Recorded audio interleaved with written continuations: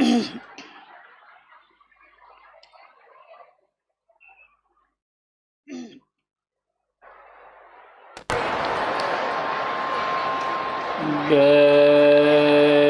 गुरुदेव।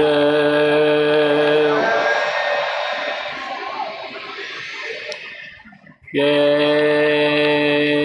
गुरुदेव।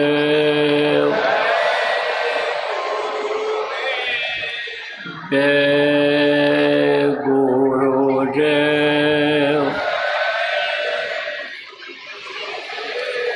जय गुरुदेव नाम किसका, जय गुरुदेव नाम किसका, प्रभु का पावन नाम, प्रभु का पावन नाम। जय गुरुदेव।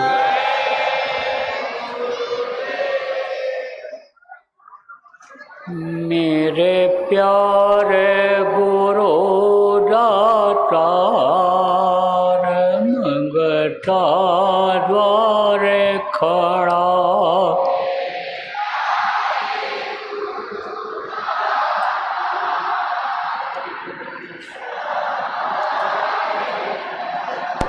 मेरा पुकार पुकार निहर कर देखो जरा,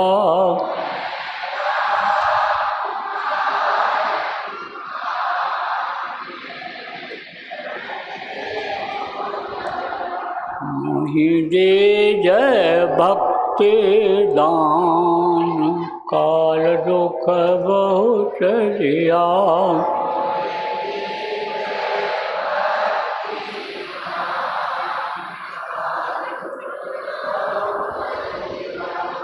मेरी तड़प उठी अमां, तरस को तरस रहा,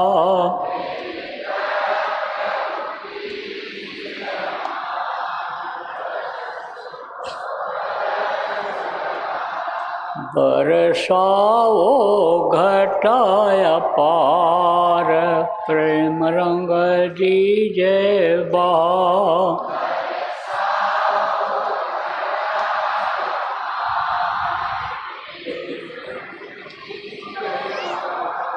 सुरति भी गए अमीरस धार, तन मन होवे हरा,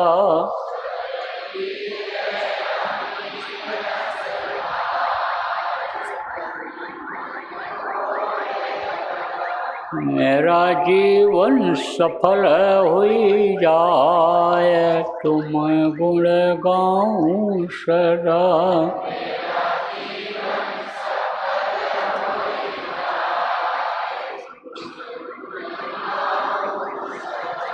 मैं नीच अधम नाकार, तुम्हारे द्वारे पड़ा,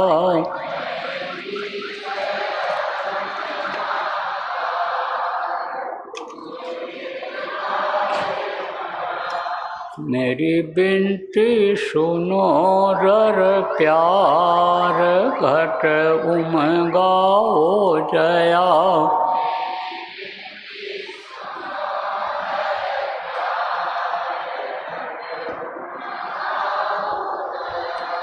स्वामी जी पिता हमार, जल्दी पार किया,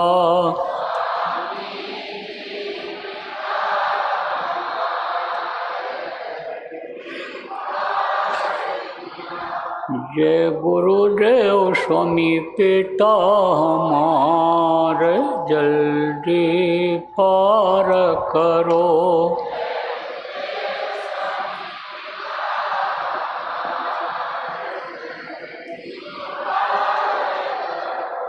मेरे प्यारे गुरु दातार, मंगता द्वारे खड़ा,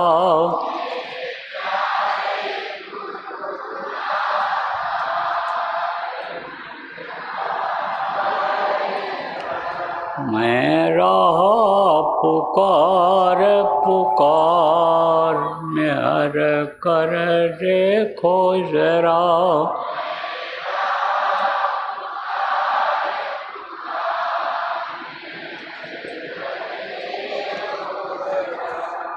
मेहर कर देखो जरा।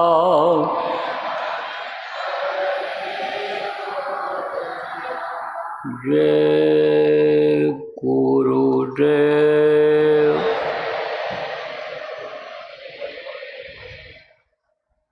सर्वसमर्थ सर्वत्र स्मरणीय दाता दयाल दीन बंधु कृपा निधान परम पूज्य गुरु जी महाराज, उपस्थित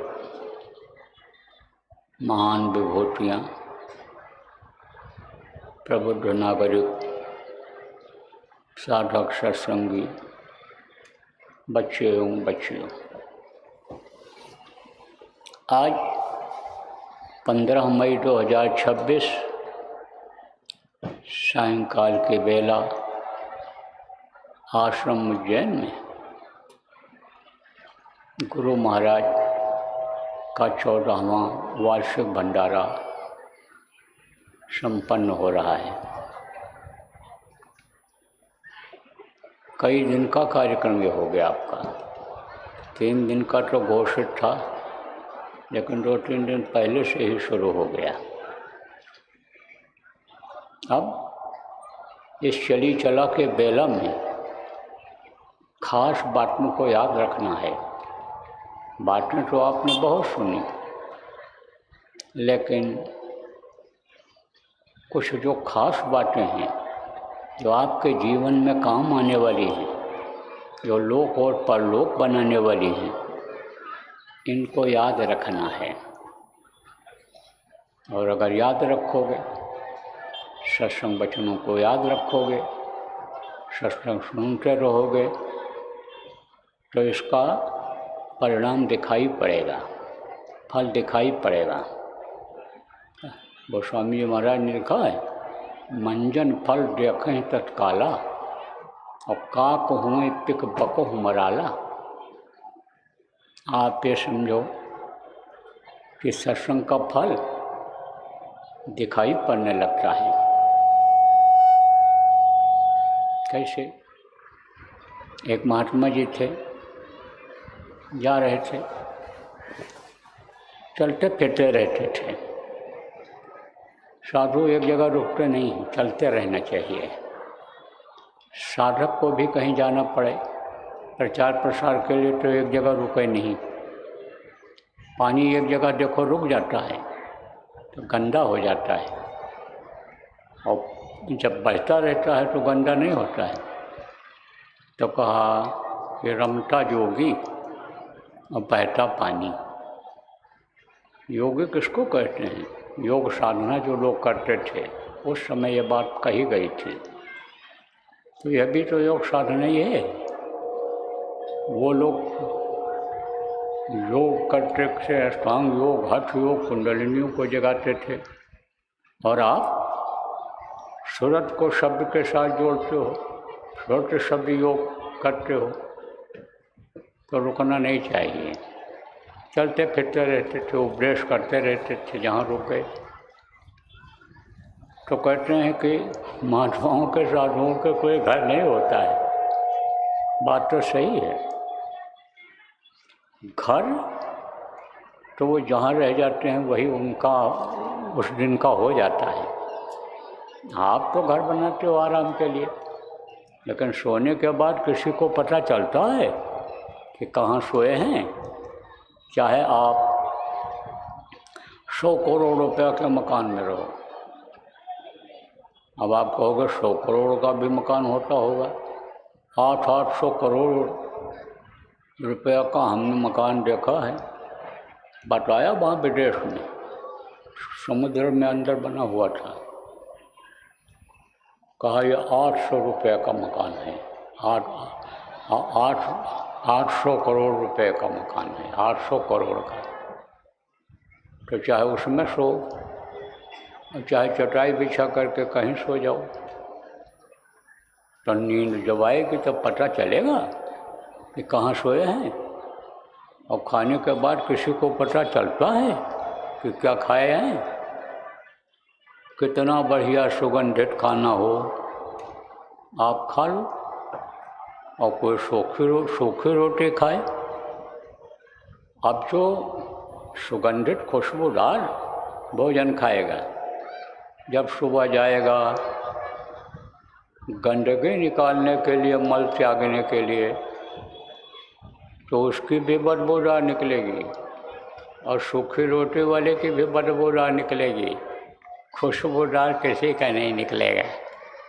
तो कहते हैं कि घाटी के अंदर गया कि मिट्टी हुआ।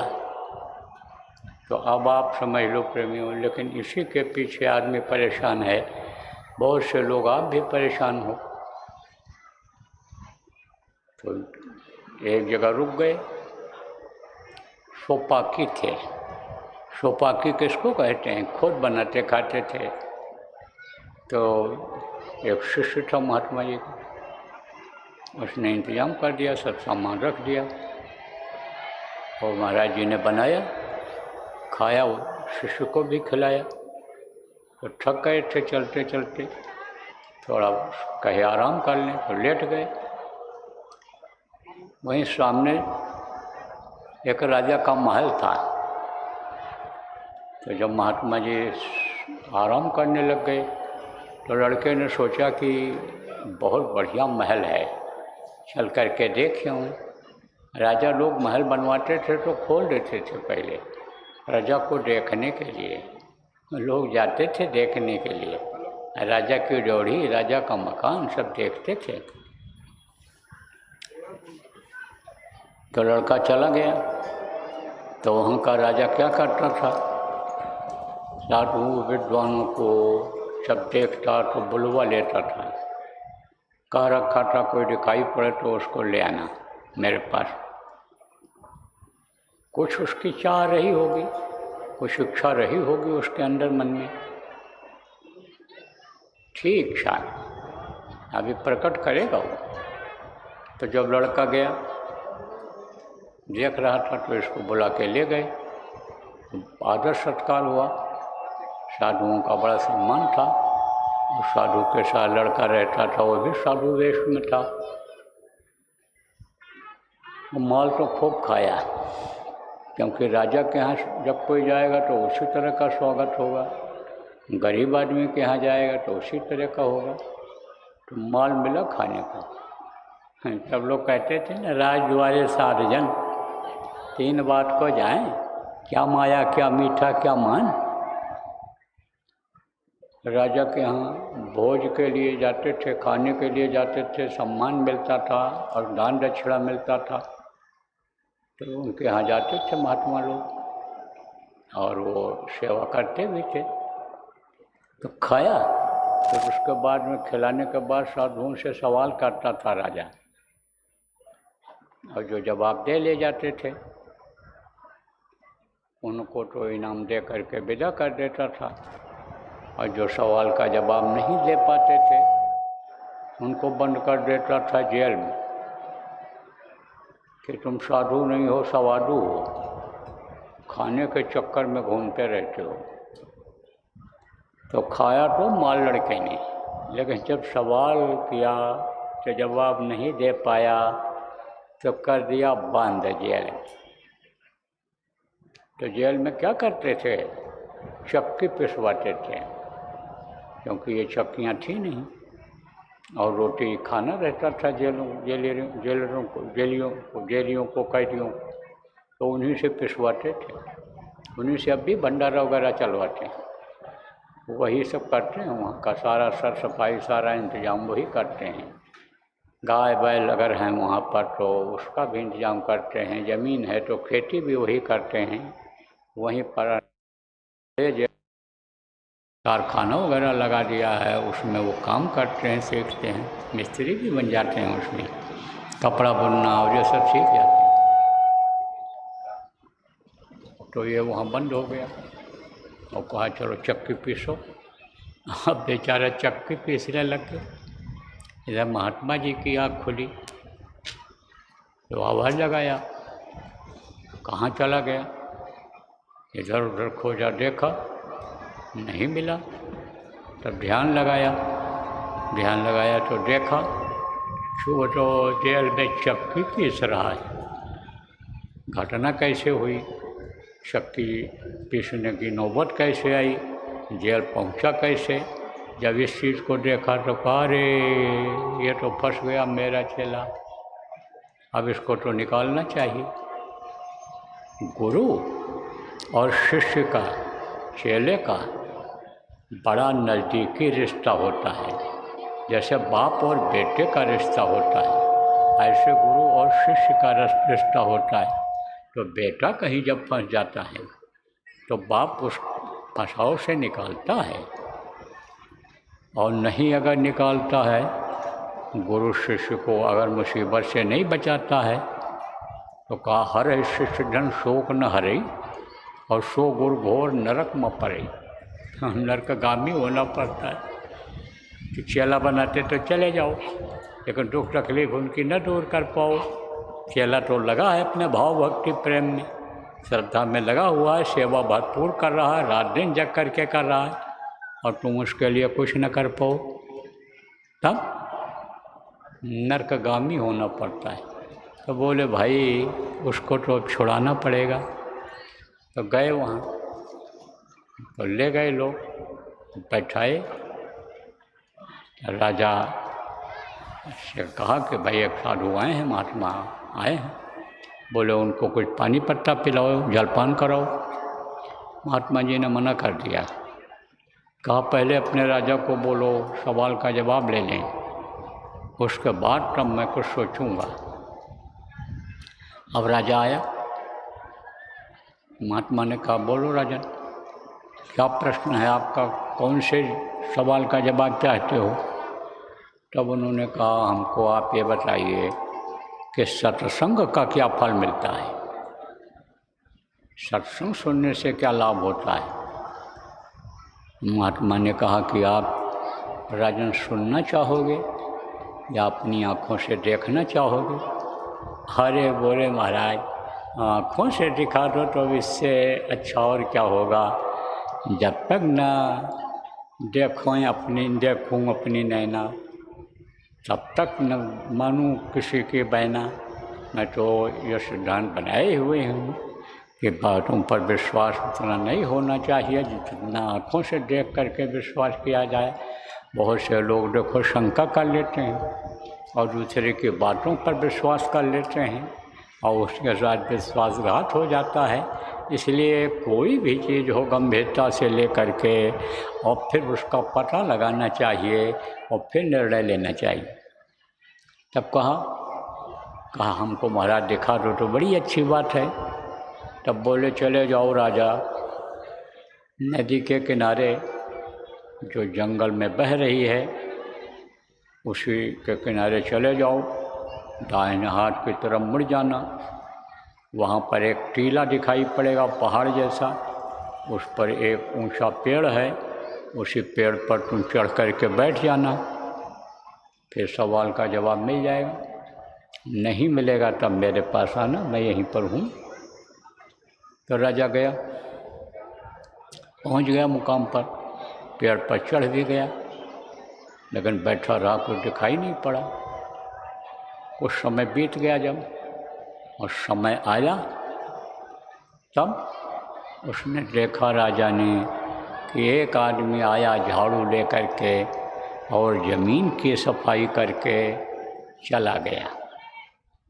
थोड़ी देर के बाद दूसरा आदमी आया, उसने गलीचा कालीन बिछा दिया ज़मीन में, वो भी चला गया।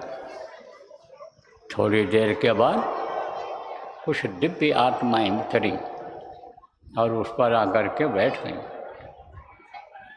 फिर राजा देखता है कि जब वो लोग बैठ के इंतज़ार करने लगे तो एक सिंहासन ऊपर से उतरा और उस सिंहासन में एक दिव्य पुरुष बैठा हुआ है। और वो थोड़ी देर तक बैठ करके वहीं सत्संग करता है, लोगों को सुनाता समझाता है, और उसके बाद वो सिंहासन फिर ऊपर चला जाता है। और वे लोग जो आए थे दिव्य पुरुष, वो सब वापस चले जाते हैं। गलीचा कालीन बिछाने वाला भी आकर के अपना समेट करके लपेट करके ले करके चला जाता है। तो बैठा रहे राजा कि आप क्या हो रहा है देखें। तो काफ़ी देर तक बैठे रहे। बोले भाई अब कुछ ये हमारे समझ में आया नहीं, अब महात्मा जी से चल करके पूछेंगे कि इसका क्या मतलब निकला। उतरने ही वाले थे तब तक उधर से काला कलूटा कुरूपी उसके ऐसे उंगलियां टेढ़ी आ रहा है, आया और जहाँ सत्संग हुआ था उसी ज़मीन पर लेटा, लौटने लगा। इस थोड़ी देर तो लौटता रहा, धूल मिट्टी लग गई उसके शरीर में। उसके बाद फिर उसने उसको साफ किया, झाड़ा, कपड़े अपने झाड़े। तो देखते हैं राजा ये तो बिल्कुल निर्मल हो गया, स्वच्छ साफ हो गया, अच्छी काया हो गई इसकी। तब उतर करके गए राजा, पूछे भाई आप कौन हो। बोला मैं एक पापी हूँ, दिन भर इतना पाप करता हूँ, इतना पाप करता हूँ कि पाप मुझे काला कर देता है।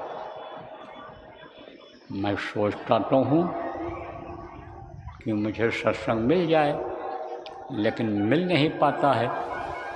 तो मैं जब शाम को छुट्टी पाता हूँ तो आता हूँ यहीं पर लौट लेता हूँ, तो फिर मैं निर्मल हो जाता हूँ। रात भर इसी तरह रहता हूँ, सुबह भी इसी तरह रहता हूँ, लेकिन दिन में मेरा रूप रंग ये बदलता चला जाता है धीरे धीरे, और शाम तक मैं बिल्कुल जैसे पहले आप देखे थे उसी तरह का हो जाता हूँ।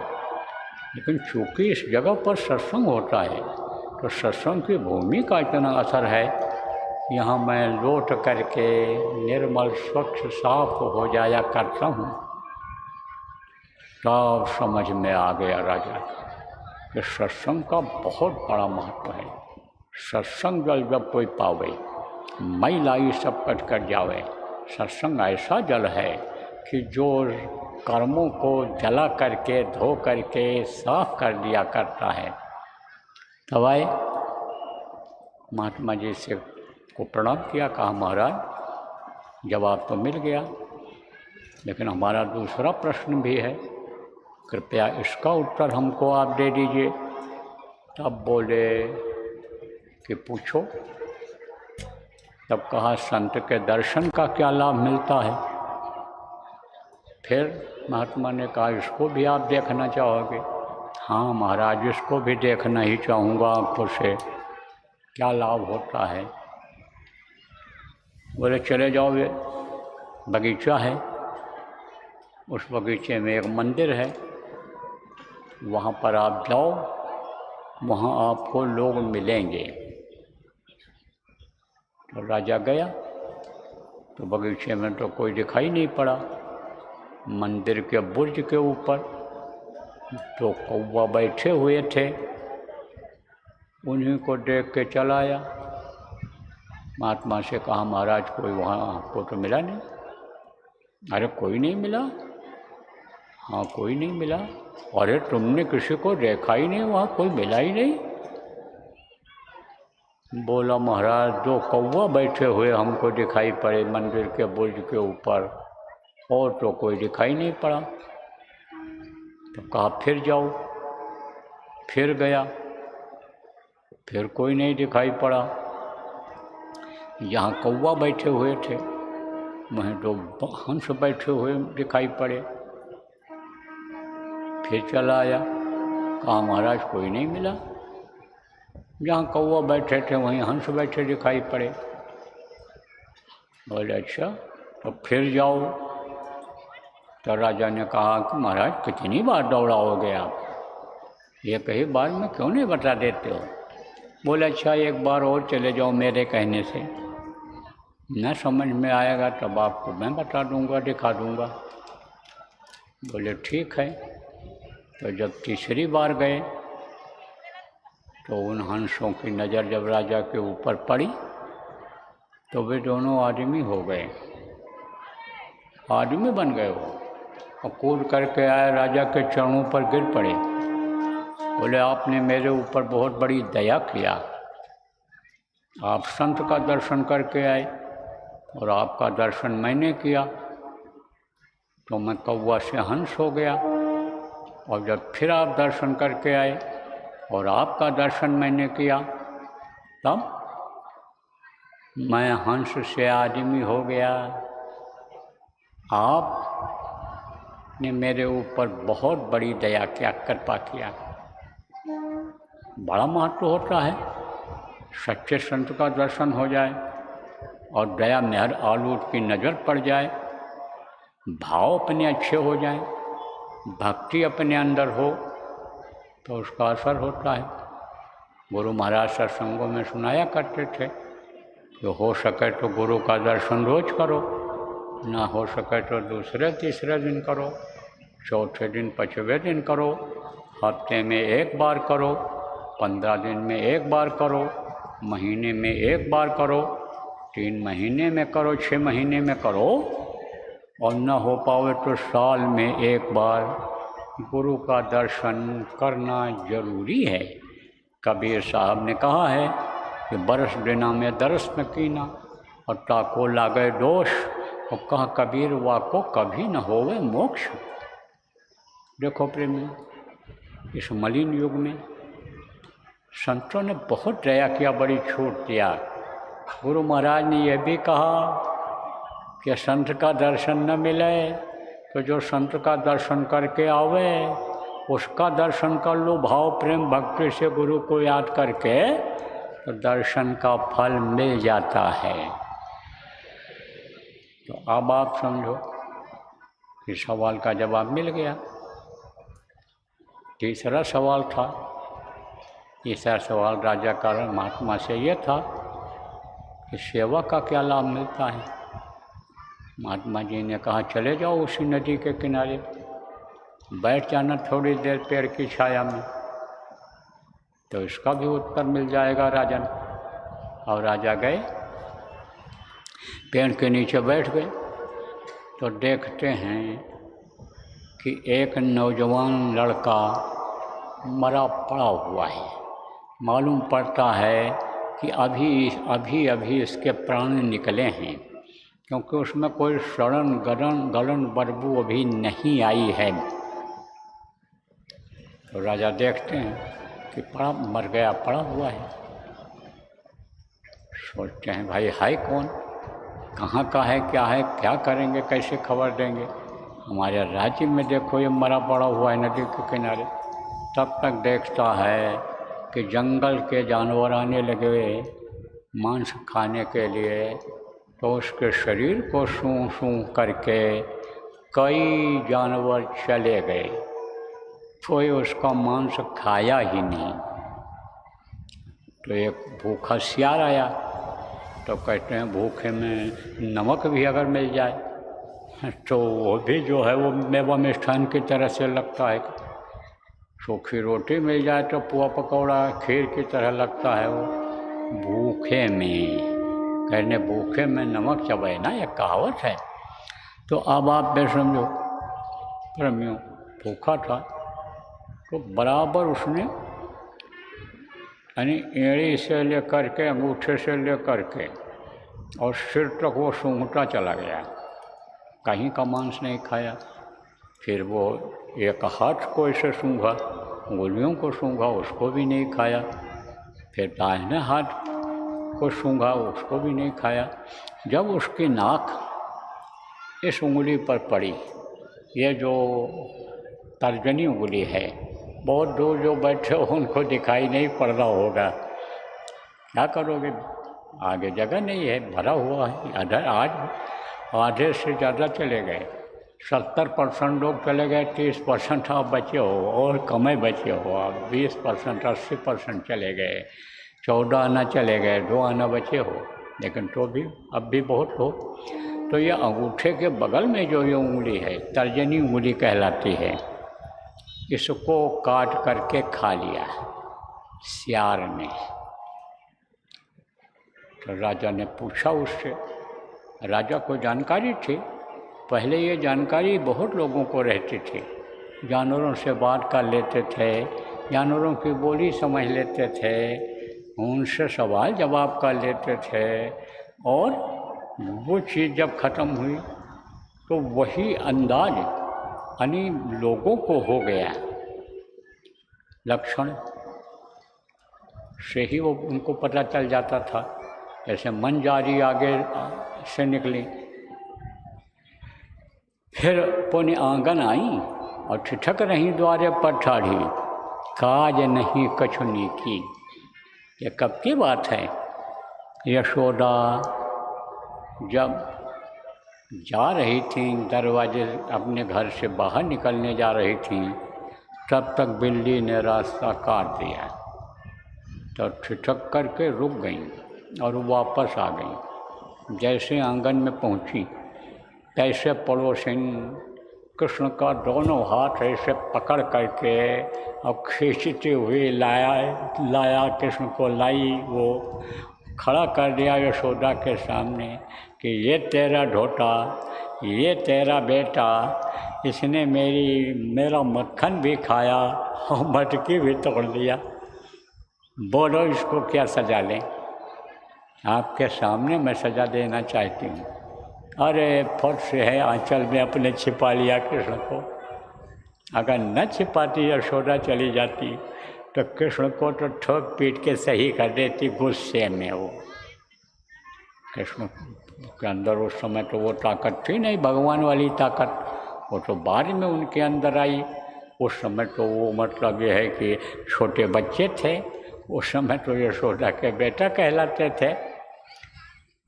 कौवा मकान के ऊपर बोलता था, सुबह उठ करके आकर के काऊ काऊ काऊ काऊ कर जाता था।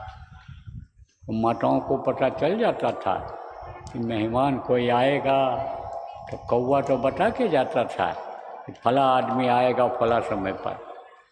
लेकिन उनको ये मालूम हो जाता था माताओं को कि कोई मेहमान ज़रूर आएगा, तो कुछ बचा के रखना, घी दूध साग सब्जी कि आ जाए वो तो तुरंत बना के खिला देंगे।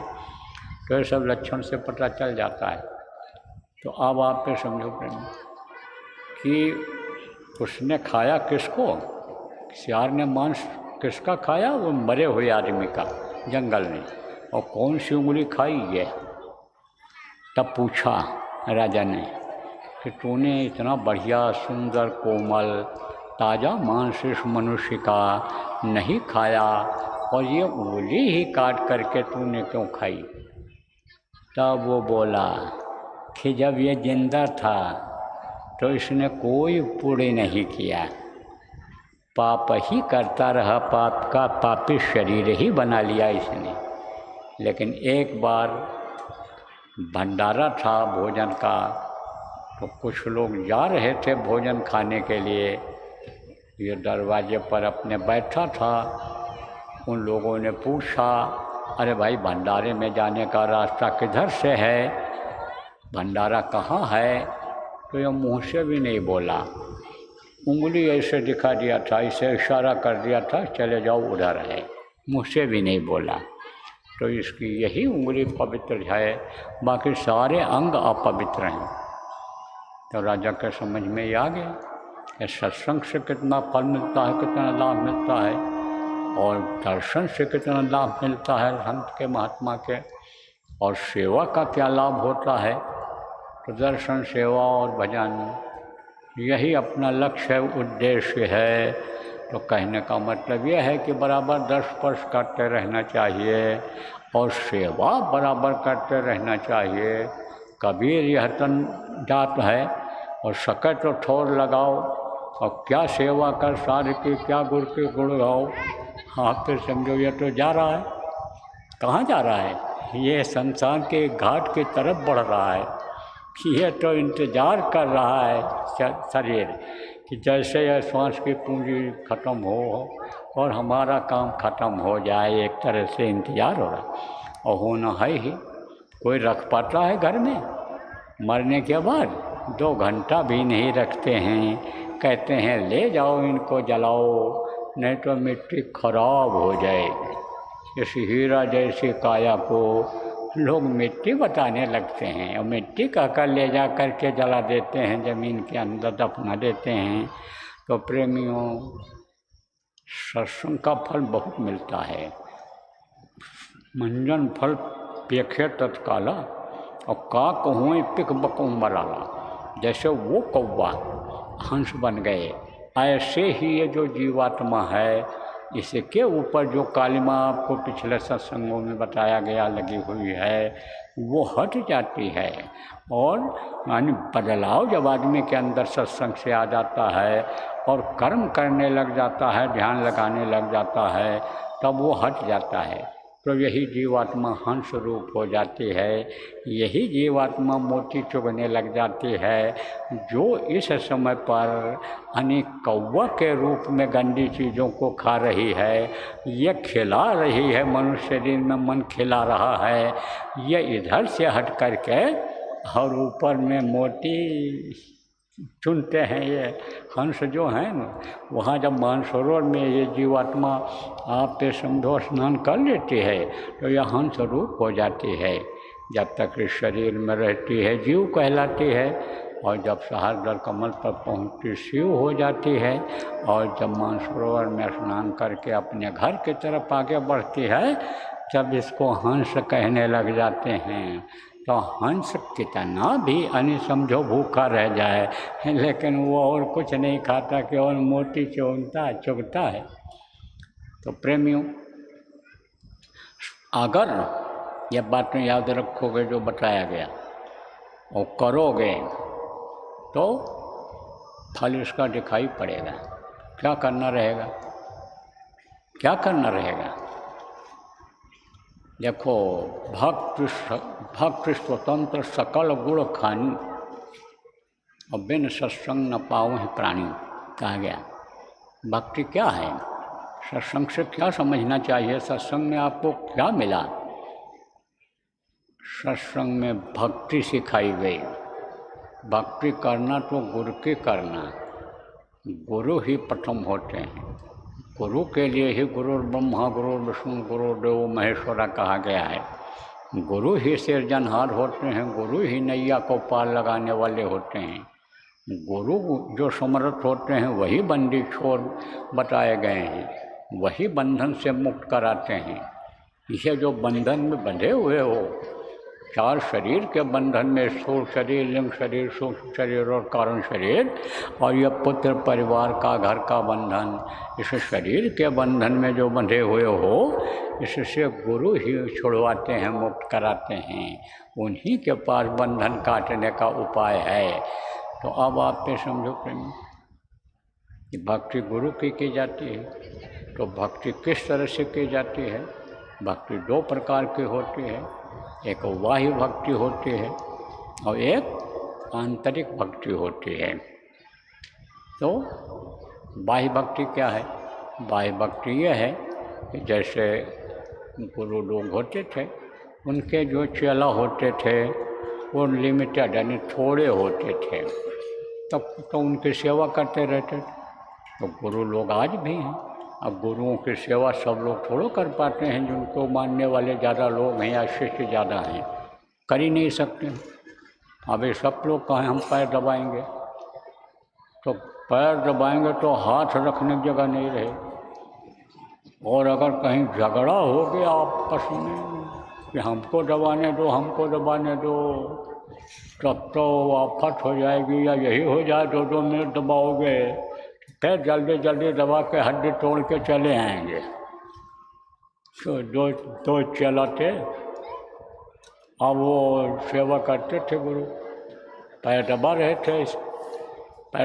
थे, जल्दी जल्दी दबाए। अब जल्दी जल्दी दबाए तो दूसरा फिर दबाने लग गया जल्दी उसको, और उसने उसके पैर में मारा। कहा तुम अपना पैर क्यों नहीं दबाते हो? गुरु पैर में मारा और हाथ से धकेला, कहा अपना पैर दबाओ, इसको दबाओ।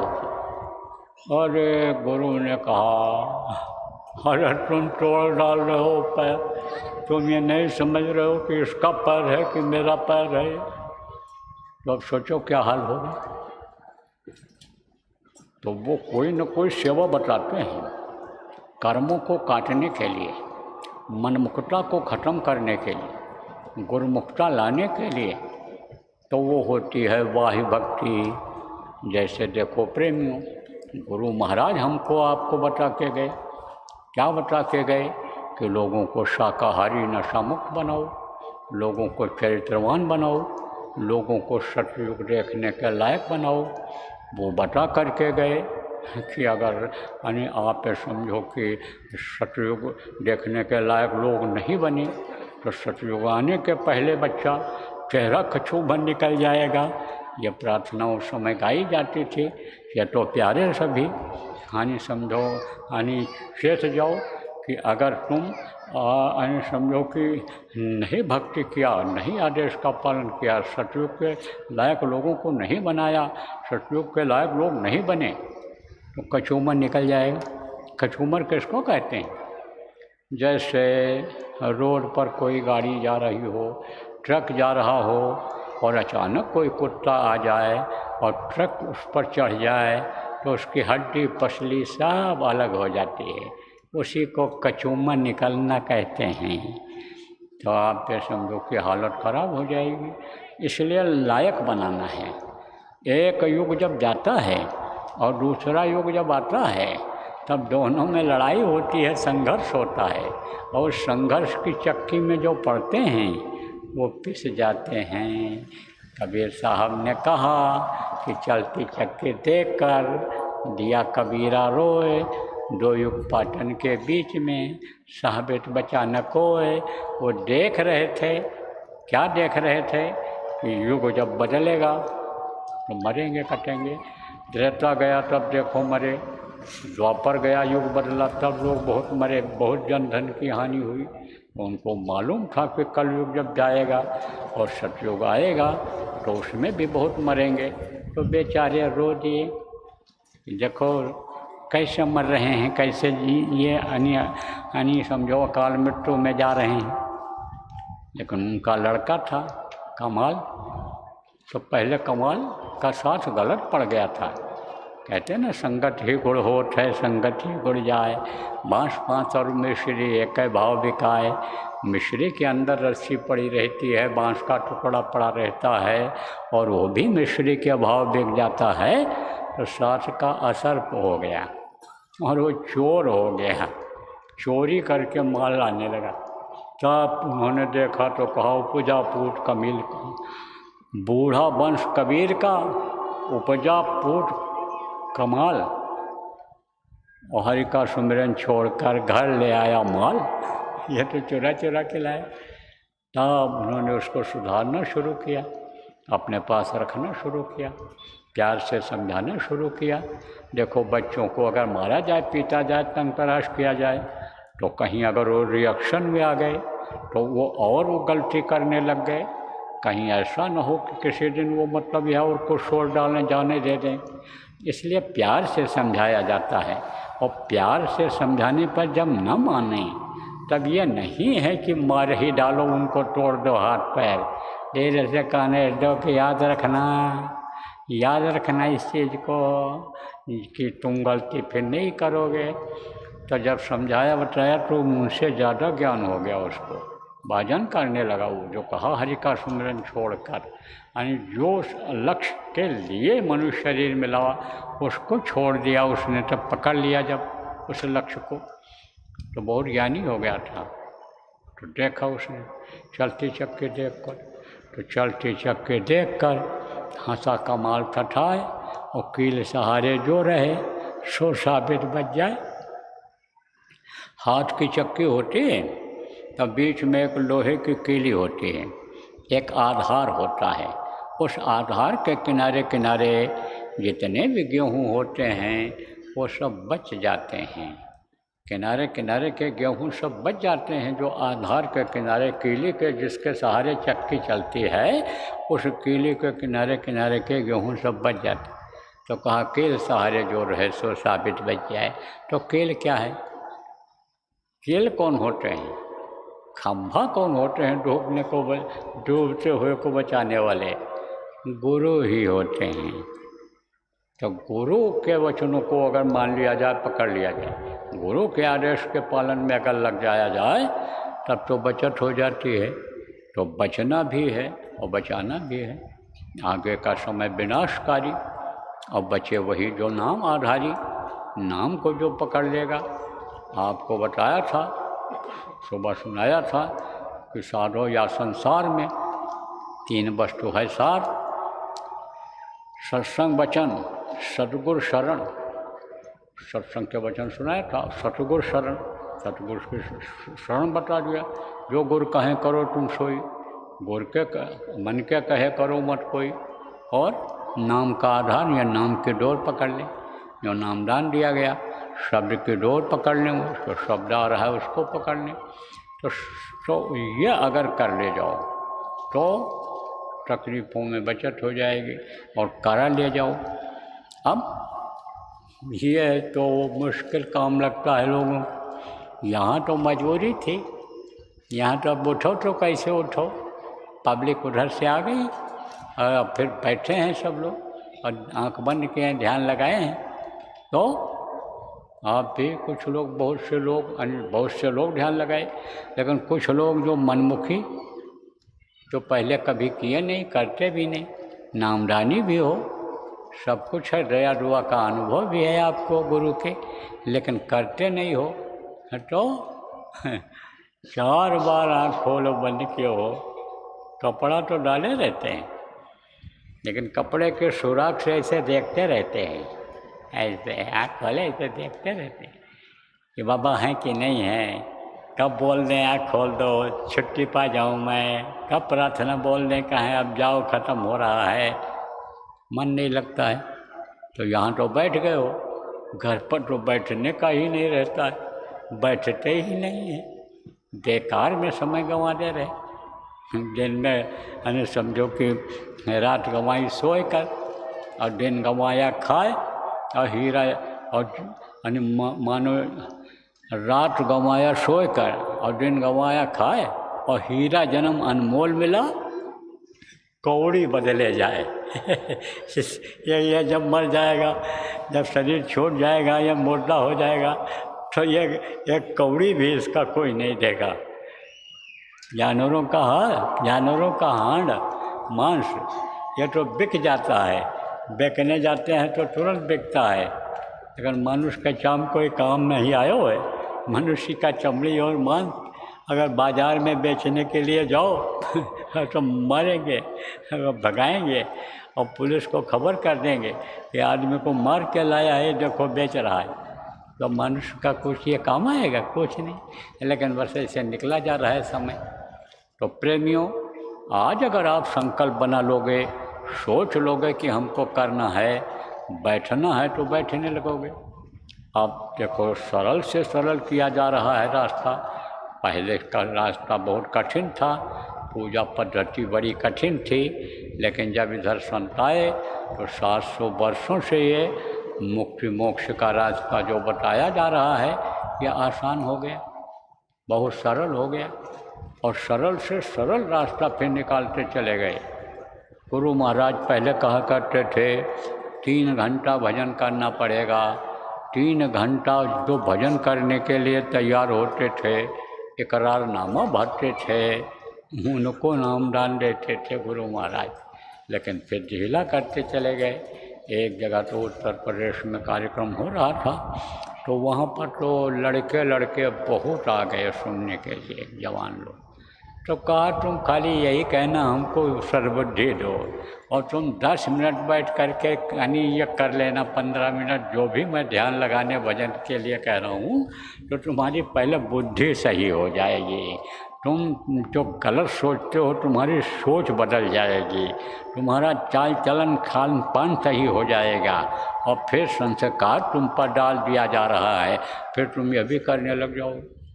तो संस्कार डालने के लिए बच्चों पर, और संस्कार अपने भी बदल जाएं, आप ये समझो, मैं आपको बताया स्वभाव जल्दी नहीं बदलता है, तो वो स्वभाव जो नहीं बैठने दे रहा है, वो कर्म जो नहीं बैठने दे रहे हैं वो कट जाएंगे, स्वभाव बदल जाएगा। तो कैसे बदलेगा, ये क्या होगा? उसी के लिए यह नाम धुनी करने के लिए आपको बता दिया गया है कि जगह जगह पर नाम धुनी का कैंप लगाओ, जगह जगह पर यानी परिवार वालों को उनके प्रेरणादो सब बैठें, गांव के लोग बैठें। उसके लिए आपने नाम भी लिखाया है। अब ये जो जिला के जिम्मेदार लोगों का नाम आया है, आप लोगों को ये करना है कि जिले में पता लगाना है कि कहाँ कहाँ पर संगत है, तो वहाँ जा कर के कमेटी उनकी 2-2 आदमियों की बना देनी है कि भाई आप सबको इकट्ठा करके और यहाँ पर नाम धुनी कराओ। जहाँ जैसा संभव हो देश में विदेश में, उस हिसाब से सब जगह पर नाम धुनी या अखंड चलाने की ज़रूरत है। देखो, समय होता है, हर काम का समय होता है, और समय गए पुण्य का पछताने। समय जब निकल जाता है तो पछताने से कोई फ़ायदा नहीं होता है। तो समय है इसका, कब तक का समय है?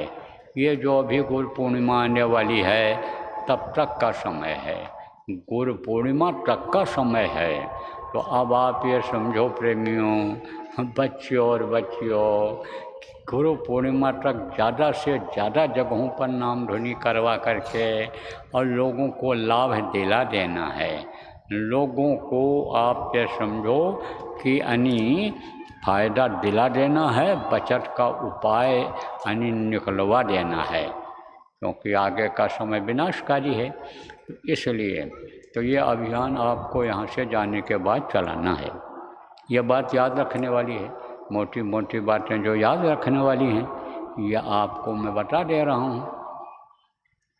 तो प्रेमियों, आप ये समझो कि उनको नाम धुनी करानी है और समय से ये हो जाए, 4 घंटे का हो जाए, 8 घंटे का हो जाए, आप समझो 24 घंटा नहीं, 1 दिन 1 रात का हो जाए, और लगातार 3 दिन का हो जाए, 5 दिन का हो जाए, जहाँ हो सकता है करना चाहो 9 दिन का भी कर लो। तो ये आदमी चलाओ आप अभियान, यही इस समय पर मौज है, यही आदेश है, इसी को आप करो। आप ये समझो कि आज गुरु महाराज के भंडारे के दिन गुरु महाराज के जो प्रेमी नामदानी हो, इस बात को समझो कि गुरु महाराज का ही यह आदेश है। इसलिए यह अभियान आप लोग चलाओ। देखो, कहा ना, भक्त सकल गुण खानी, सारे गुणों की खानी भक्ति है, लेकिन भक्ति ऐसी होनी चाहिए कि जो जिसमें उतार चढ़ाव ज़्यादा न हो। जैसे भक्ति भाव भादव नदी चली उमर गहराए, और सरिता वही सराहिए जो जेठ मास ठहराए। जो सावन के महीने में, भादव के महीने में सब नदियों में पानी आ जाता है, उफान आ जाता है, पानी बाहर निकलने लगता है। कीमत सबकी रहती है, लेकिन जो नदी इस समय सूख गई उसको कोई याद करता है, उसकी कोई कीमत है। लेकिन जिस नदी में इस समय बैसाख जेठ के महीने में पानी रहता है, उसी की कीमत है, उसी का महत्व है। ऐसी भक्ति होनी चाहिए, जिसको एक रस भक्ति कहते हैं। और दूसरा है यानी समझो कि आंतरिक भक्ति, बाह्य भक्ति और आंतरिक भक्ति। तो आंतरिक भक्ति वाली यही है कि समझो जीवात्मा को इसको मुक्त कराओ, इसको नरक 84 से छुट्टी दिलाओ, इसको अपने घर, अपने वतन, अपने मालिक के पास पहुंचाओ। कैसे पहुंचेगी? यही भजन के द्वारा, सत्संग के द्वारा ये पहुंचेगी। तो ये भक्ति है। भक्ति आपको बताया कि भगत हो जाता है। वो कौन भगत हो जाता है? जिससे उसको प्रेम हो जाता है, उसका वो भगत हो जाता है। तो कहा ना कि भक्ति ऐसी कीजिए जैसे चंद्र चकोर, चोंच झुकी गर्दन लगी चितवत वाही वो। आपको बताया था, सुने हो आप लोग, बार बार क्या दोहराना, अभी नहीं पिछले सत्संगों में बताया गया। भक्ति देखो करने वालों का नाम हो जाता है, अमर हो जाते हैं भक्ति करने वाले। भक्ति किसने किया? बच्चियों ध्यान दो, सती अनसुईया ने किया। एक के धर्म एक व्रत नेमा, काई बचन मन पत पत प्रेमा। पति के पैर के सेवा के अलावा और किसी की तरफ उसने देखा ही नहीं। भक्ति करो तो दिल से करो, भक्ति करो तो छिपा के भी किया जाता है। जैसे बहुत से लोग आते हो बाँचते हो कि मैंने बहुत प्रचार किया, इतनी मीटिंग किया, हम जो है अभी इतना लोगों को बना के खिला के आए, हम जो है ये काम करके आए, तो वो बढ़ जाता है। सेवा दिखा के डालते हो, नाम लिखो, नाम बताओ इनका, इन्होंने इतना दिया, नाम के लिए करते हो, और धीरे से ऐसे मुट्ठी बांध करके डाल दो। कहते ना कि नेकी करो और दरिया में डालो, उसकी कोई उम्मीद न रखो कि हमको ये फिर इसका फ़ायदा मिलेगा। तब तो फ़ायदा मिलता है, तो समझो कि दिखावे का नहीं होना चाहिए। तो सती अनसुईया थी, सेवा करती थी अपने पति की। महर्षि अत्रि की सेवा उसने यानी अच्छे भाव से किया और दिल लगा के किया, तब उसके अंदर सतीत्व का गुण आया, वो सती अनसुईया बन गई। कब उसका नाम हुआ? जब चमत्कार हो गया कि ब्रह्मा विष्णु महेश जो त्रिदेव कहलाते हैं वो भी उसके सामने छोटे छोटे बच्चे हो गए। अभी आपको पिछले सत्संगों में कई दिन पहले सुनाया गया था, प्रेमियों जो बराबर सुनते रहे हो तब से, जब से सत्संग यहाँ शुरू हुआ है, तो किसके द्वारा हुआ? भक्ति के द्वारा हुआ। कितना समय हो गया, लेकिन आज भी सती अनसुईया का नाम है, सती सावित्री का आज भी नाम है, जिसने अपने पति के सेवा के लिए, आप फिर समझो सत्यवान के जान को बचाने के लिए यमराज से छुड़ा लिया, जान को वापस ले लिया, समझो जिंदा कर दिया। नहीं मरा हुआ कोई जिंदा होता है? तो सतीत्व में इतनी ताकत है। अब बस एक ही पति यानी समझो, और नहीं इधर उधर देखने की ज़रूरत नहीं है। और वहाँ पे समझो प्रेमियों, सती अनसुईया ने जब समझाया सीता को कि सतीत्व का पालन करना, सती रहना हमेशा, तब देखो जाता था रावण अशोक वाटिका में उनको समझाने बताने के लिए, एक बार में रोक मोरा, एक बार देख लो तुम भरी नज़र से, प्यार वाली नज़र से मुझे। तो देखती तो थी, लेकिन तिनधर वोट काहे बैठे हैं, बात करती थी तो तिनका लगाए रहती थी कि आँखों में आँखें न मिले। तो अब आप ये समझो प्रेम कि यानी भक्ति किया किसने, सब बताता हूँ आपको, इतिहास याद दिलाता हूँ। नहीं ये न कहो कि बाबा सब अपने मतलब की बात बता रहे हैं, आपके मतलब की बात बताता हूँ। भक्ति किया किसने? हनुमान ने किया। भक्ति किया किसने? सुग्रीव ने किया। ये लोग भगत थे। अब क्या इतिहास है इसका ये भी बता दें। जब राम भगवान गए, कहाँ गए? जंगल में। जंगल में गए तो ये लोग मिले, बंदर और भालू। दो जाति के लोग थे। भालू किसको कहते हैं? रीछ कहते हैं भालू। तो बहुत थे वहाँ, और उनके राजा हुआ करते थे। तो उनके राजा कौन थे? आप ये समझो कि जामवंत। और इनके राजा बंदरों के कौन थे? सुग्रीव। तो उन्होंने कहा कि भाई मैं अच्छे काम के लिए आया हूँ, धर्म की स्थापना के लिए आया हूँ, और आप लोगों की मदद की ज़रूरत है। तब बोले मदद तो आपकी की जाएगी, लेकिन पहले आप हमारी मदद करो, हम लोग परेशान हैं, आतंक से हम परेशान हैं, सताए हुए हैं, तो हम आपकी मदद करेंगे, आप मदद हमारी करोगे? बोले हाँ करेंगे। तो उस समय पर आप समझो बाली और सुग्रीव ये दो भाई थे। तो बाली ने बड़ी तपस्या किया था, और तपस्या किया तो जब देवता खुश हुए और वरदान मांगने को कहा, तब उसने कहा कि हमको हमारे सामने जो कोई लड़ने के लिए आवे उसका आधा बल हमको मिल जाए। तो बड़े बड़े पहलवान बलवान हार जाते थे उससे, तो ये दोनों रहते थे, बाली और सुग्रीव साथ रहते थे। लेकिन गफलत में ऐसा समझो कि बन गया, मौका ऐसा आ गया कि समझो कि वही भाई दुश्मन हो गया।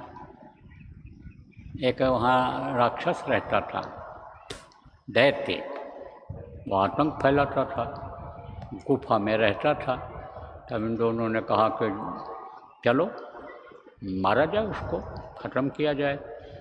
गए, बाली ने सुग्रीव से कहा कि देखो दोनों लोग वहाँ जा नहीं सकते, गुफा है, और गुफा में कैसे छिपेंगे, कैसे क्या करेंगे और कैसे उससे लड़ेंगे, तो आप यहाँ रहो बाहर। सुग्रीव को कहा, और मैं जाता हूँ, बाली ने कहा, और उसका आधा बल जब हमको मिल जाएगा तो हम उसको मार के गिरा देंगे, ख़त्म कर देंगे। तब उन्होंने इनसे कहा कि इन्होंने कहा ठीक है।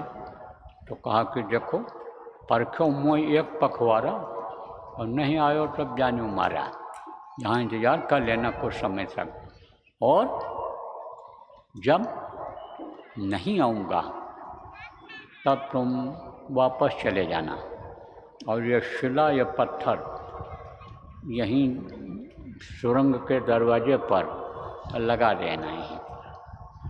तब कहा ठीक है। काफ़ी बड़ी शिला थी, पत्थर था। तो कहा कि तुम बलवान हो, तुम इसको लगा सकते हो। आप समझो आपके मार दिया सुग्रीव ने उसको। किसको मारा? नहीं, उन्होंने, बाली ने मार दिया। किसको मारा? दैत्य को। लेकिन दैत्य ने भी तो मारा, दैत्य भी मारेगा। कोई एक दो मारोगे तो एक ज़रूर मारेगा, जब तक मर नहीं जाएगा। तो जब लड़ाई होती है तो दोनों का नुकसान होता है।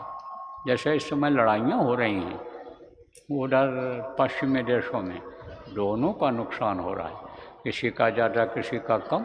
तो लड़ाई अच्छी नहीं होती है। लेकिन विनाश काले विपरीत बुद्धि, बुद्धि ही वैसी हो जाती है तो लड़ाई का वही कारण बन जाता है, लड़ाई हो जाती है। तो लड़ाई हुई तो इनको भी तकलीफ़ हुई, इनको भी मार पड़ी, लेकिन मार गिराया इन्होंने। तो जब मार गिराया और खून बहा, तो वो बह करके खून यहाँ सुरंग तक आ गया। रास्ता जहाँ नीचे से था, अंडरग्राउंड जिसको कहते हैं, वहाँ तक आ गया, वो सुरंग के इधर तक आ गया। तो खून बहता जब देखा, आप पे समझो, तब उन्होंने कहा सुग्रीव ने कि मेरा भाई मारा गया, अब चलो वापस चलते हैं। तो वही पत्थर लगा करके चला गए। अब इधर सुग्रीव जब सुरंग के पास पहुंचा, यानी ये पहुंचा बाली अंदर में, जब थोड़ा सा उसको आराम मिला, तब आराम करके जब निकला तो देखा पत्थर लगा हुआ है। क्रोध से लाल हो गया और कहा कि जान करके वो ये लगा करके चला गया कि मेरा भाई मर जाए तो इसकी सारी संपत्ति हमको मिल जाए। तो किसी तरह से, बलवान तो था ही, किसी तरह से मेहनत करके, समय तो लगा, लेकिन उस पत्थर को, शिला को हटा दिया वहाँ से। और जब आया तो मारा इनको। गफलत में ये बात हो गई, अब गुस्से में मारा और भगा दिया, और उसकी औरत को भी छीन लिया, सुग्रीव के रख लिया अपने पास उसको। अब ये बेचारे कहाँ जाएं? इधर उधर बगैर, कहीं मारेगा फिर देखेगा, फिर मारेगा, जब गुस्सा आएगा तो फिर मारेगा, मार ही न डाले। उसके सामने कोई टिकता भी नहीं है, कोई मददगार भी नहीं होगा। तब वो चला गया कहाँ? उधर किष्किंधा के तरफ। तो वहाँ पर जो है पहाड़ पर चला गया, और वो श्रापित था कि वहाँ अगर जाएगा तो ये मर जाएगा, जल जाएगा, मर जाएगा, या वहाँ से वापस नहीं लौट सकता है। कौन? बाली। तब क्या किया कि जो है वो वहाँ रहने लग गया, और वहीं मुलाकात इनकी हुई। किसकी? हनुमान से भी वहीं मुलाकात हुई, राम भगवान जिनको कहा गया। और आप समझो कि सुग्रीव से भी मुलाकात हुई। तब इन्होंने प्लान बनाया। देखो प्रेमी, कोई भी काम हो, तो उसका प्लान बनाना ज़रूरी होता है। और प्लान बना करके जब काम करते हो, योजना बना करके जब काम करते हो, तो उसमें कामयाबी मिल जाती है। और संगठित होकर के जब काम करते हो तब कामयाबी मिल जाती है। प्रेम हो जाता है जब आपस में, तो संगठन मजबूत हो जाता है। और संगठन वही कमज़ोर होता है जिसमें प्रेम नहीं होता है। तो प्रेम, जितने भी अन्य कार्यकर्ता हो आप संगठ के, उनको आपस में प्रेम रखना चाहिए, द्वेष नहीं रखना चाहिए, ईर्ष्या द्वेष नहीं करना चाहिए। समझना चाहिए कि हम जिस प्रभु को याद करते हैं, जिस प्रभु को मानते हैं, जो प्रभु हमारे ऊपर दया करते हैं, उन्हीं की अंश जीवात्मा इनके अंदर भी तो है। तो उनसे प्रेम करना चाहिए। प्रेम से ही वो सब लोग संगठित थे। और 9 अक्षोणी सेना दोनों मिला करके, दोनों रीछ और बंदर मिला करके थे वहाँ पर। तभी तो छक्के छुड़ा दिया रावण का। उसको पता ही नहीं चलता था कि कितने हैं ये बंदर, कितने ये भालू हैं। मारता खाता था वो, लेकिन तो भी वो बढ़ते चले जा रहे थे। इतने हो गए थे, इतने थे। और कुछ अक्लमंद भी थे। आप फिर समझो, बुद्धिजीवी जिनको कहते हैं वो भी थे। जैसे जामुन वगैरह बुद्धिजीवी थे, अंगद पहलवान थे, और हनुमान बुद्धिजीवी भी थे और पहलवान भी थे। तो जब बुद्धिजीवी और पहलवान की दोनों की अकल लग जाती है तब तो कामयाबी मिलती ही मिलती है। एक घटना बताऊँ आपको। एक कमज़ोर राजा के ऊपर, राज्य पर ज़बरदस्त राजा ने चढ़ाई कर दी। तो बाहर बॉर्डर के उधर आ गया और यह था कि सब पता लगा लिया जाए, योजना बना लिया जाए और फिर चढ़ाई किया जाए कि जिससे फेल न हो। तो जासूस छोड़ते थे, अब भी लोग जासूस छोड़ते हैं, पता लगाते हैं कहाँ क्या है, कैसे क्या करना है, उसकी रूपरेखा बनाते हैं। रात का पता लगाते हैं और फिर रूपरेखा बना के तब चढ़ाई करते हैं, लड़ाई करते हैं।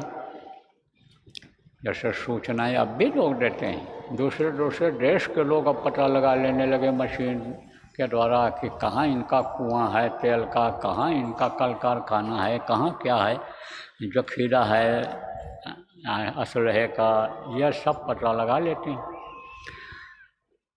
तो पता लगाने के लिए भेजा जासूस को।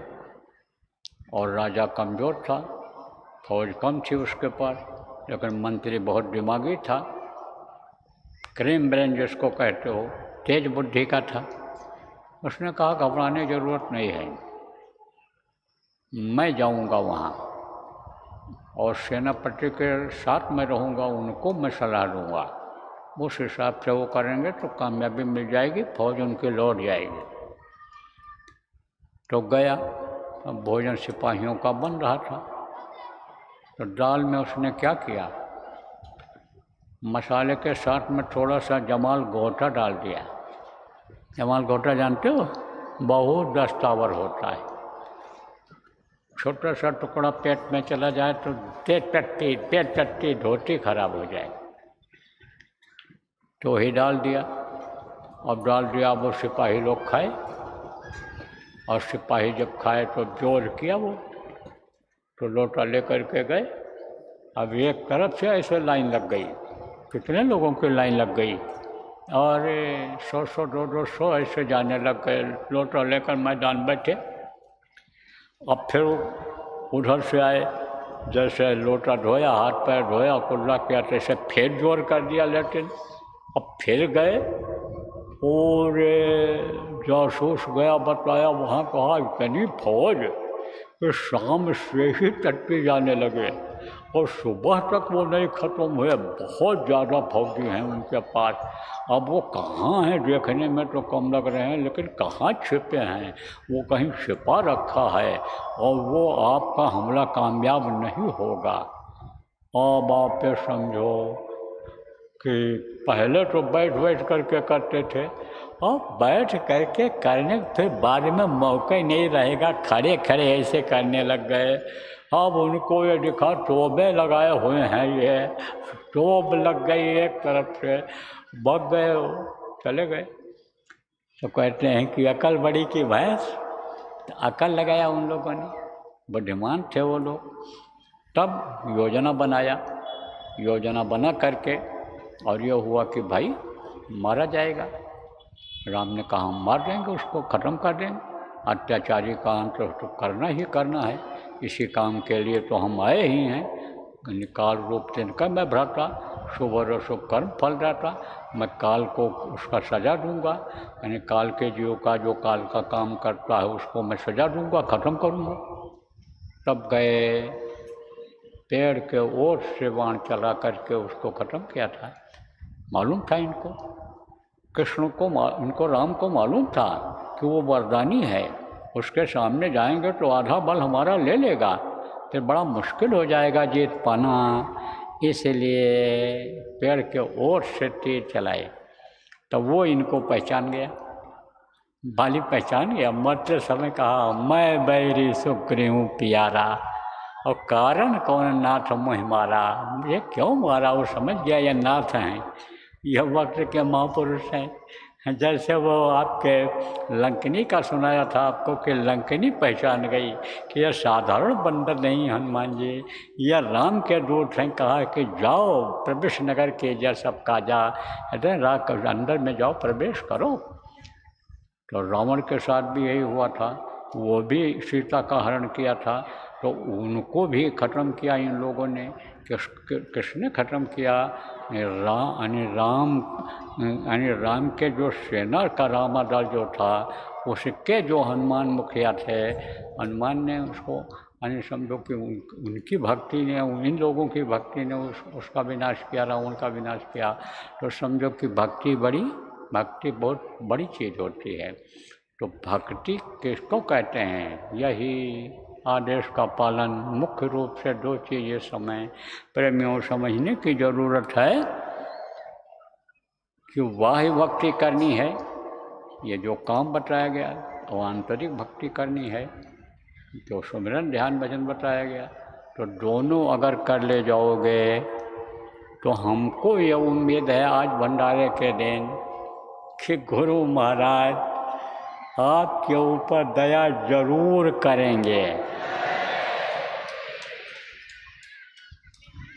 तो देखो अभी आप लोगों को, कुछ लोगों को जाना भी है, ट्रेन पकड़नी है, सवारियों से जो सवारियां हैं रिजर्वेशन है उससे भी जाना है। तो बस वाले लोग तो रात को जाना, कहीं रुक जाना, अपनी गाड़ी से भी कोई जाओ तो रात को रुक जाओ, 11 बजे तक चलो, उसके बाद रात को मत जाना, कहीं रुक जाना। गर्मी का महीना है, जहाँ थोड़े बहुत लोग हों, कोई पेट्रोल पंप हो वहाँ कुछ लोग रहते हैं, कोई ढाबा हो वहाँ भी कुछ लोग रहते हैं, कहीं भी जहाँ जगह में 1-2 आदमी सामान की रखवाली के लिए जगते रहना, बाकी लोग ज़मीन में बिछाओ, बढ़िया हवा चल रही है, सो जाओ, और ड्राइवर को सुला दो, और फिर अपना सुबह जब हो जाए 4 बजे चल दो, 3:30-4 बजे चल दो आप, और फिर चले जाओ। और ड्राइवर के बगल में जो लोग बैठो वो उनको नींद नहीं आनी चाहिए, क्योंकि नींद उसको भी आने लगती है, ड्राइवर को भी, तो नींद आ जाएगी तो सबके जान का खतरा पैदा हो जाएगा।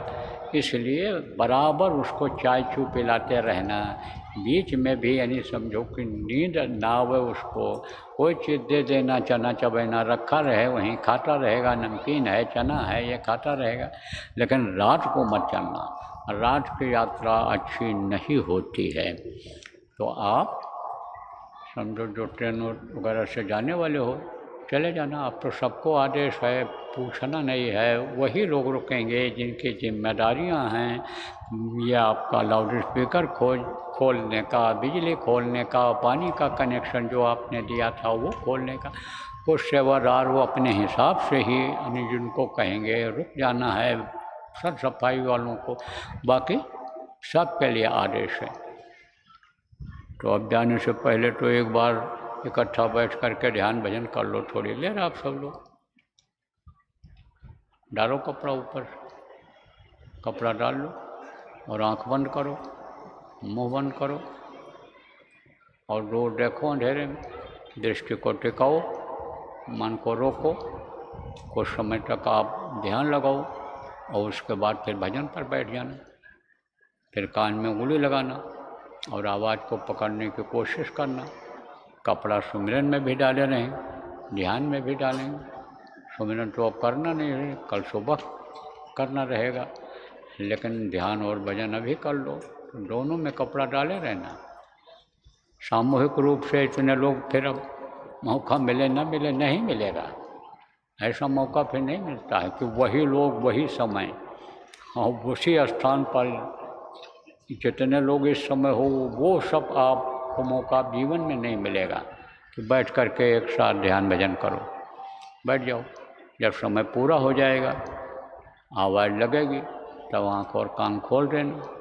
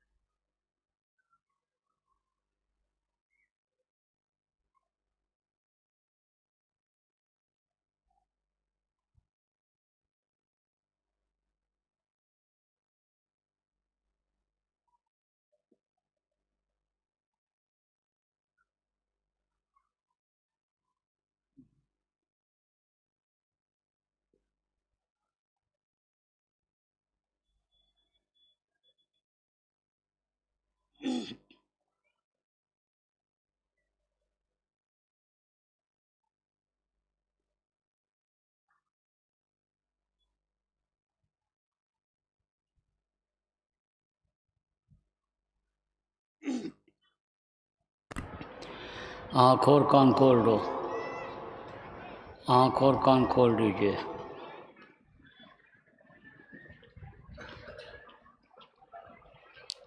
देखो प्रेमियों, जो लोग दूर दूर ठहरे हो, जहाँ के सब लोग चले गए, थोड़े लोग बचे हो तो नज़दीक में जहाँ ज़्यादा लोग हैं वहाँ पर आ जाना अपना बिस्तर उठा के।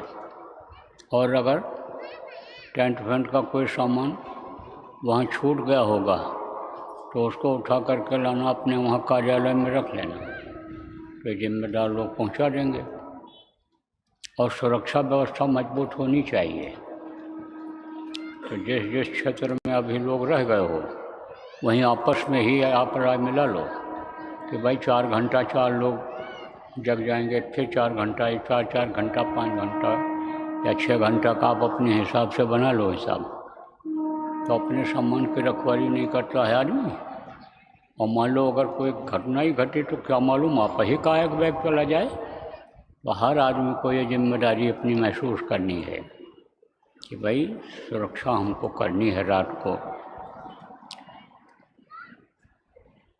तो कल सुबह ध्यान भजन यहीं पर होगा, उसके बाद में फिर कल से कुछ नहीं यहाँ। और फिर उसके बाद में फिर अब सत्संग बहुत सुनाया, अब खाली सत्संग को आप बातों को पकड़ो और करो, सुनने से ज़्यादा कोई फ़ायदा नहीं हुई। तो बोलो जय गुरुदेव, जय गुरुदेव, जय गुरुदेव, जय गुरुदेव नाम किसका, जय गुरुदेव नाम किसका, प्रभु का पावन नाम, प्रभु का पावन नाम, जय गुरुदेव। विनय करूं मैं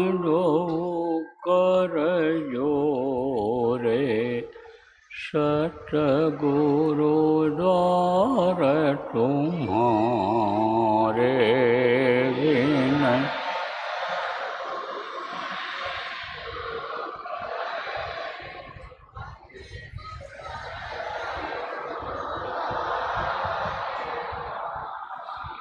बिन घृत दीपयारती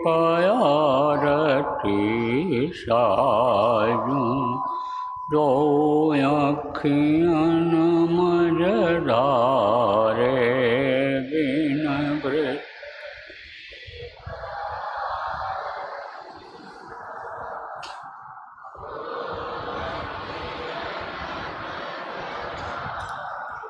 भाव सहित नित बैठी जरोखे जो हट प्रियतम प्यारे बा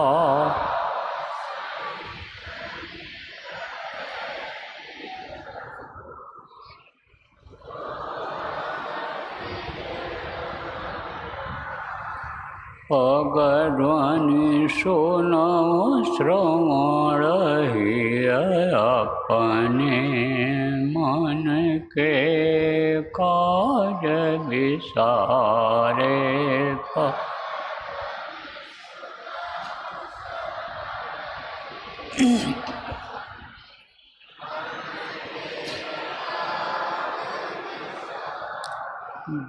जागे सुरत पियत चरणामृत पियत पियत होई न्यारे जा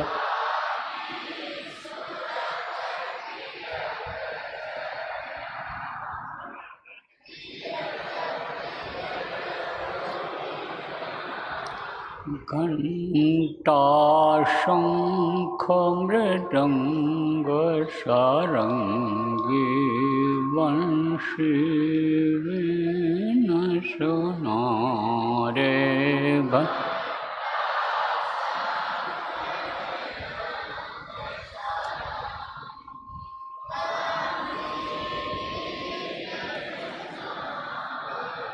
जय गुरुदेव आरती करती गावत जय जयकारे जय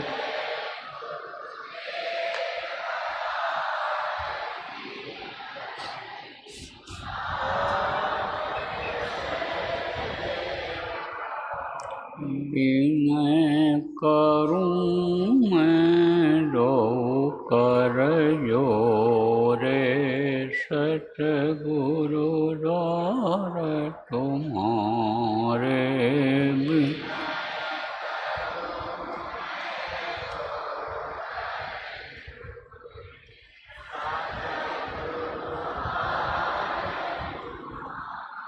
बिन घृत दीपयारती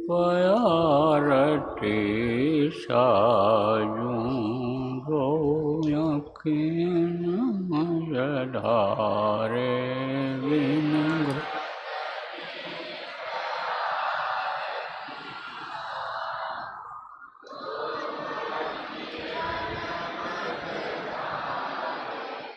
जय गुरुदेव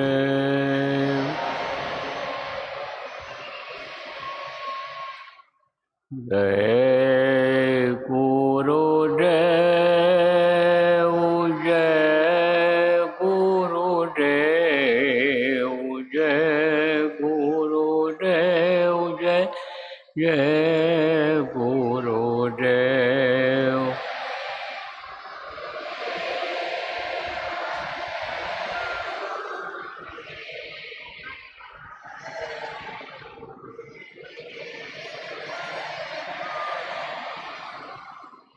जय गुरुदेव जय गुरुदेव जय गुरुदेव जय जय गुरुदेव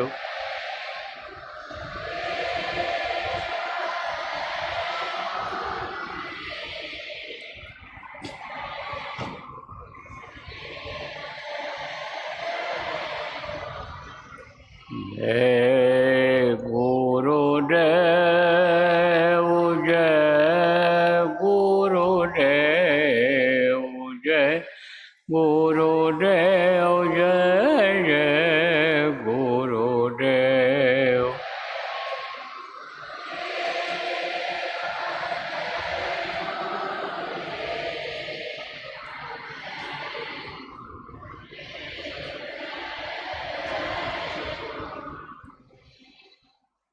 जय गुरुदेव।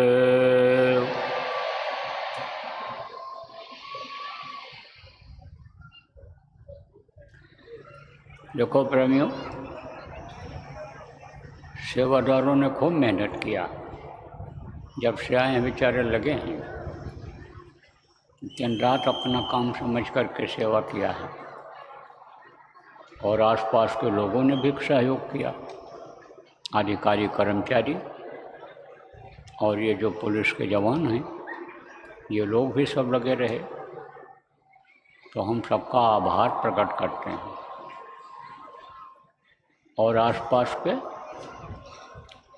जिन लोगों ने ज़मीनें दी हैं, उनकी विशेष सेवा रही है, विशेष सहयोग रहा है उनका। उनको धन्यवाद देता हूँ, आभार प्रकट करता हूँ। और ज़मीन वालों के यहाँ आप